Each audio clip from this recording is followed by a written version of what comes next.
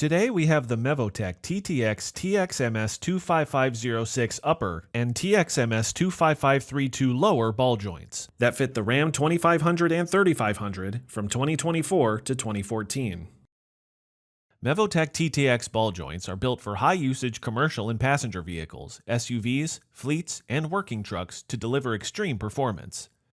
In preparation, be sure you have all the proper tools. Most importantly, a ball joint press with the correct adapters and cups for the job, as well as a calibrated torque wrench, a ball joint and tie rod separator, and all the proper PPE to keep you safe. To begin, properly lift and support the vehicle. Remove the wheel. Remove the brake caliper and securely hang it so there is no tension on the hose. Remove the caliper bracket and brake pads. Remove the brake rotor. Remove the tie rod or drag link end from the steering knuckle arm and suspend it. If equipped, remove the hub nut from the axle shaft.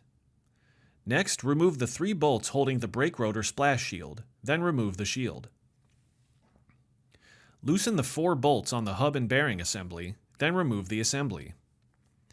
Then, remove the axle shaft from the axle housing.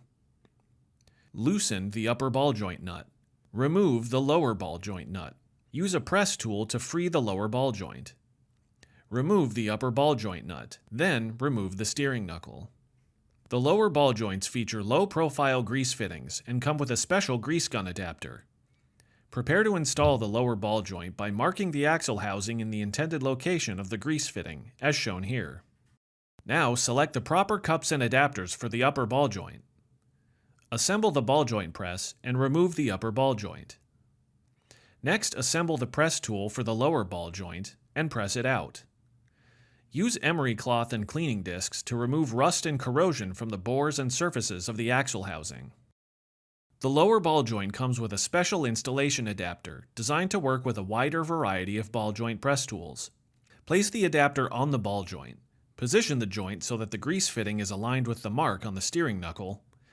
Install the ball joint press, and rotate the pressing screw to install the joint in the knuckle. Work slowly at first to make sure the ball joint is not crooked or misaligned as it is pressed into the knuckle.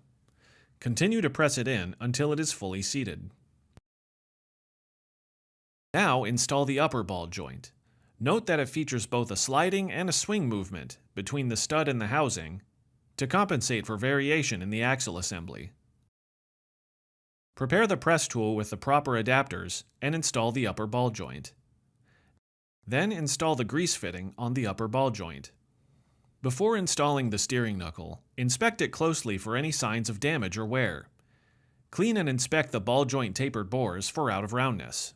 Clean the tie rod, ball joint, wheel hub, and brake caliper mounting ears, and apply a thin layer of grease on the ball joint mounting ears to allow the new ball joint boots to slide against this surface.